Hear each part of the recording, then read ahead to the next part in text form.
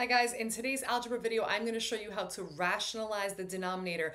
All that means is to simplify an expression so that the denominator, the bottom value, does not have an irrational number in it. The square root of 5 shown on the screen is irrational. If you were to put that in a calculator, you would get a decimal that never terminates and never repeats. So that makes it irrational and we want to rationalize it. So the way we're going to do this is really simple. We're just going to multiply both the numerator and denominator of this fraction by that irrational number itself. So the square root of 5 over the square root of 5. So let's talk about why I'm doing this, why I'm allowed to do this, and then why it works.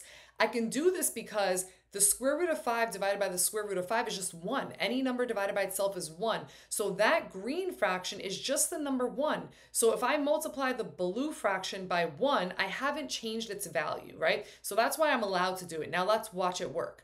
In the numerator, I'm multiplying 1 times the square root of 5. That gives me the square root of 5. In the denominator, I have the square root of 5 times the square root of 5.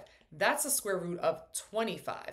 But the square root of 25, because 25 is a perfect square, is a whole number. It is 5. In the numerator, I have the square root of 5, and my denominator has been rationalized to now be the number 5, which is a rational number, okay? So in the denominator, you'll notice that's what's happening is we're multiplying a number by itself, so we're squaring it.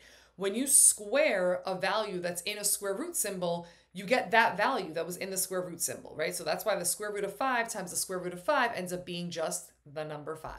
All right, let's do another example. Square root of 3 over square root of 2. We want to rationalize this. So to rationalize it, we're going to multiply by that irrational value that's in the denominator. Remember, we're not worried about rationalizing the numerator. We're dealing with the denominator. So multiply square root of 3 times square root of 2 gives me square root of 6.